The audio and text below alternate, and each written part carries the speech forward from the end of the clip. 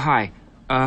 Could you turn that down just a little bit? But I was told that I could listen to the radio at a reasonable volume from 9 to 11. Yeah, no, I know you're allowed to. I was just thinking maybe like a, personal favor. Well, I told Bill that collating, so I don't see why I should have to turn down the radio because all right, okay. I enjoy listening at a reasonable volume. Thanks. From 9 to 11. That is a lucid, intelligent, well thought out objection.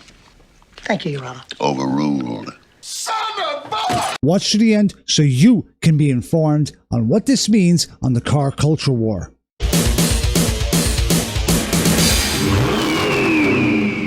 Of relentless herrings and returning Hemis, this is Rip Roaring Garage. I'm Alex. The Chevron Doctrine is out. So what is the Chevron Doctrine? It comes from a landmark case, Chevron v. Natural Resources Defense Council, which ruled that during a trial against a regulation or law, the court will always side with the agency, as long as Congress hasn't legislated on that particular matter or it's something that's vague and unclear. In other words, the federal agency can interpret that law any way they see fit, Just like a woman. giving them de facto legislative powers.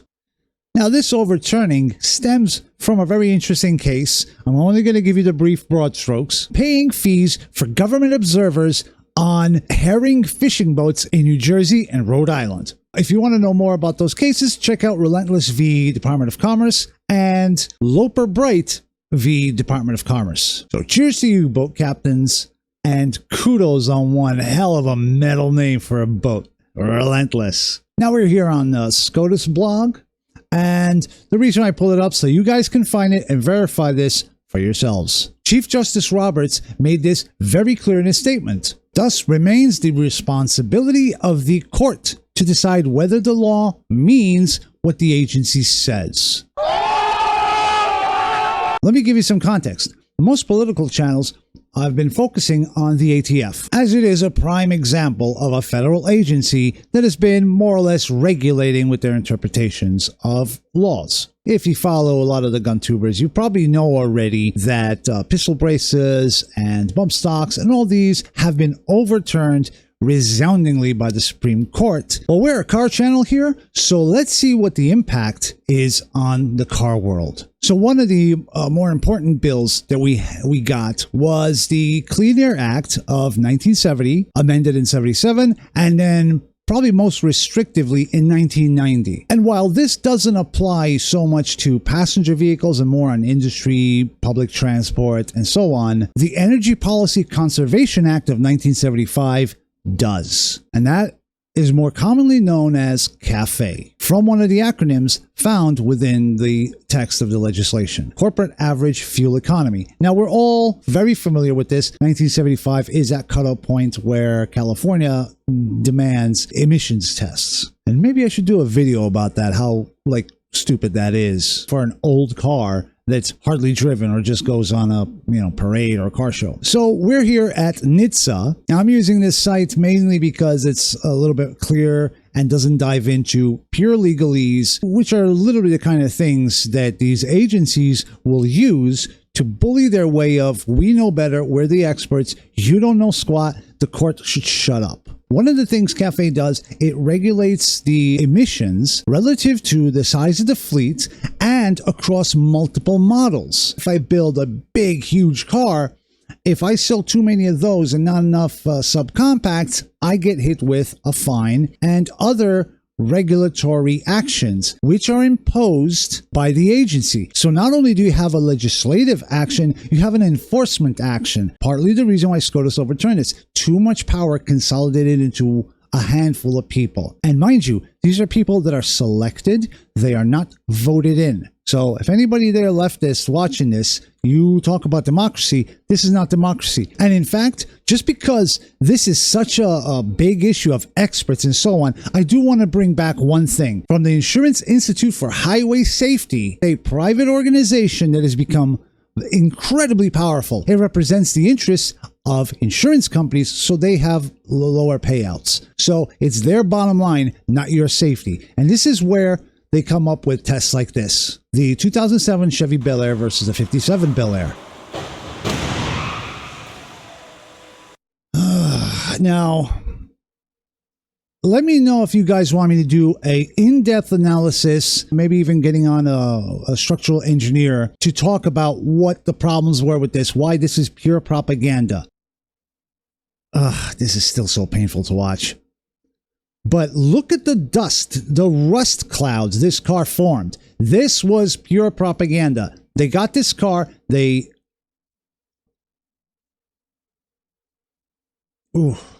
I can't even talk in whatever, but one of the most egregious angles was the interior. As a car guy, I'm looking at all these parts. Like, if you have a 4-door 57 Bel Air and you've been looking for parts like this, good luck. This, look at all, everything is clean. And everything is almost like new, NOS. Many of you guys know, although I wouldn't be surprised if you don't, the entire story of this car, where somebody bought it, a private individual bought it and restored it. During the restoration process, he found that the car had its frame cut in several different places. It was a rotted mess. They used all these brand new parts to make it look like, look, this is as close as you'll get to an old car that's new and well maintained, when it wasn't. This is the kind of stuff that shows government and corporate collusion. I use that word not maliciously, but they work together at the expense of the court and at the expense of you as the consumer. And they don't care about you, they care about their bottom line. And not only did they do this test where it showed absolutely nothing, it just alienated all the car guys. And we dug in hard and said, like, yeah, we're not going to buy your brand new Malibus because they're safer than the old ones. Because that is the goal they want. They want you to say, oh, I'm going to buy it. I'm rambling. Yeah, okay.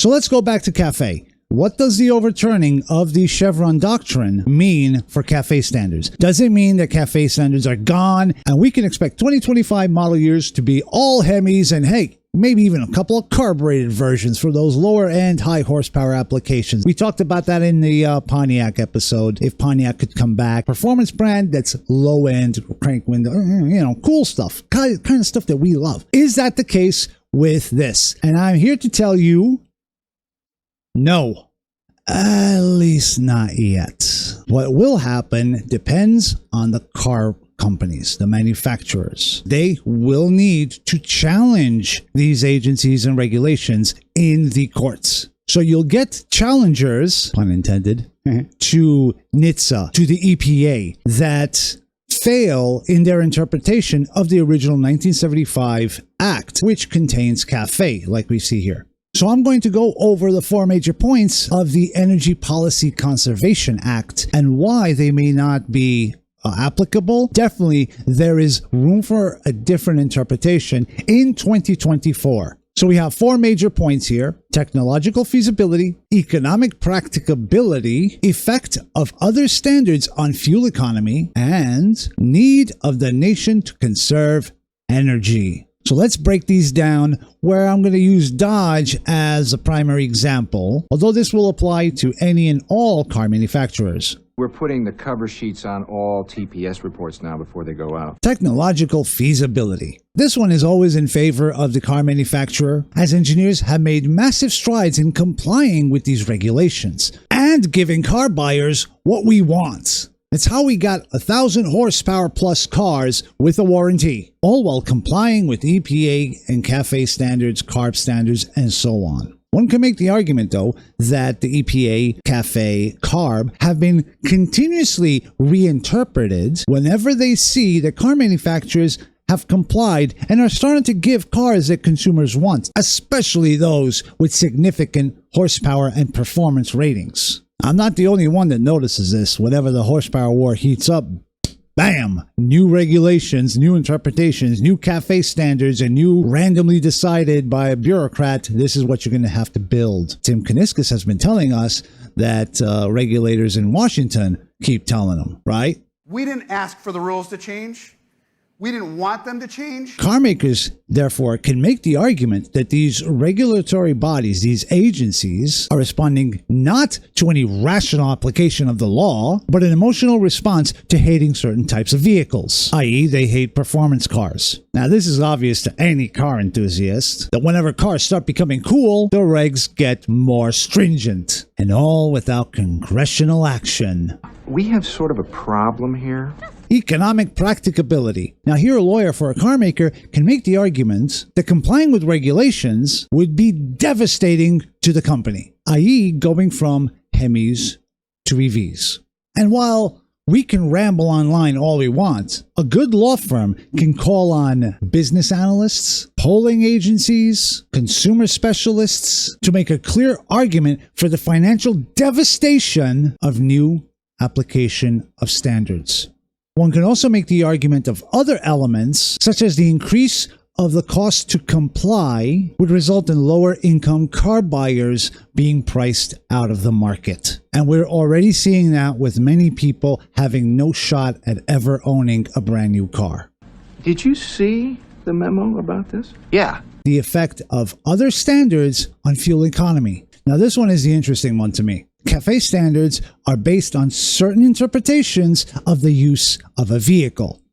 And it's unilateral from NHTSA, National Highway Traffic Safety Administration. I don't want to come off as bashing on NHTSA because there's a lot of good people that work there. I know some people there, and they do a lot of work on informing people of recalls and legitimate safety concerns. I'm not talking about the Karen freaking out over, I don't know, pop-up headlights that somehow hurt paraplegic, indigenous, migrant, transgenders.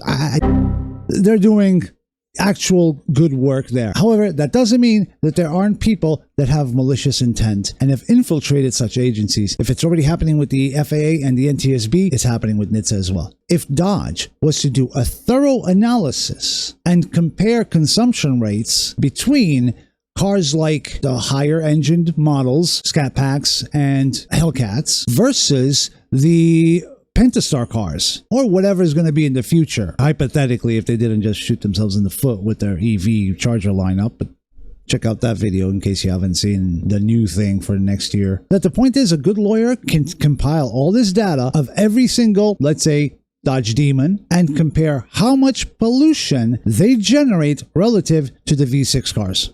And this is where a good attorney can make the argument that NHTSA's interpretation is incorrect on what constitutes emissions, and in fact may even be regulating against the spirit of the bill. So these cars actually pollute less than cars that are marketed as polluting less or not at all. A Prius that drove 100,000 miles in its lifetime has polluted way more than a Dodge Demon based on insurance quotes and whatnot. They have an average mileage of 2,500 miles. That's your average Demon. I'm talking about the 2018 models. So this is where a car company could go challenge these rulings in a way to recoup potential fines that were issued by incorrect interpretations of CAFÉ regulations. Now, I do want to say this as another parenthesis. I do not condone this way of argument. I typically do not accept the premise of a debate that we must fight climate change. Everybody that pushes this has a very overt and clear political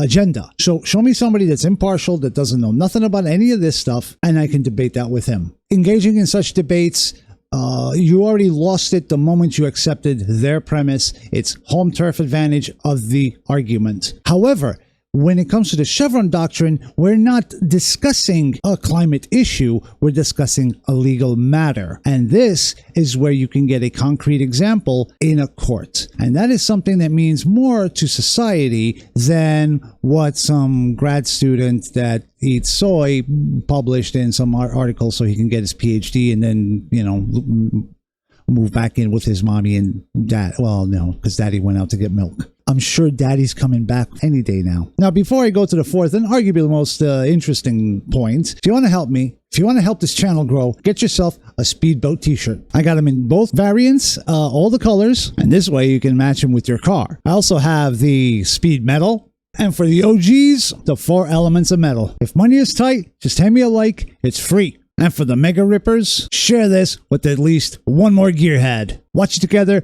talk it out, because information is the quickest thing down the quarter mile. That would be great. Need of the nation to conserve energy. This is the interesting point. I'm recording this post-CNN debate. It's the eve of the 4th of July. If nothing changes, T-Dog wins. And he already has a track record of drill baby drill, where the need to conserve by the consumer shifts to an attitude of a producer mentality. Now, obviously, this would lower gas prices and make consumers shift from an MPG-focused mentality to other values, such as reliability, longevity, and fun. It could easily become a political argument of, why do I have to conserve instead of just making more? And this is amplified by the fact that the US has huge oil reserves and likely always will. At some point in the future, I will make this video about how the US will always have basically infinite energy with the unlikeliest renewable energy source. When the economy is struggling, people are tired of the argument of conserve. Tighten that belt, do more with less. We're already conserving how much we eat, what we eat, less healthy, more junk, how much vacation we take, how much we heat or air condition our homes, and just how much we enjoy life. We're tired of conserving. For whom? For what?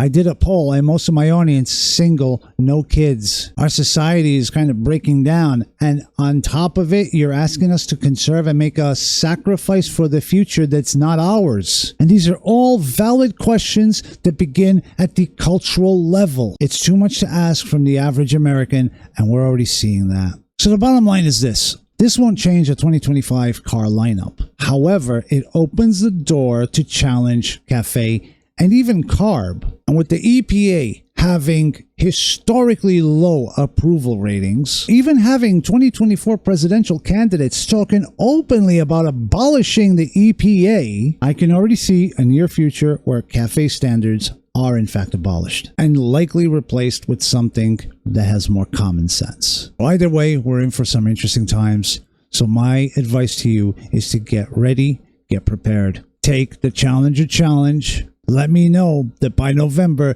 you're in the best shape of your life. Now, if you're already ripped, watch the Pontiac video again. And with Chevron Doctrine gone, everything I say in that video about is Pontiac coming back is going to ring a little different. So I hope you and every ripper out there have a happy freaking 4th of July and kick off MAGA month with power. So I'm Alex. This is Rip Roaring Garage, where oil is thicker than blood. Hemi alike, and I hope you have a rip roaring day. Daddy's home. Government observers. All this stemming from government observers. What is it? What's an observer? Tell me what's an observer. Gerber. All this stemming from government observers. Reliability, longevity, skibbity.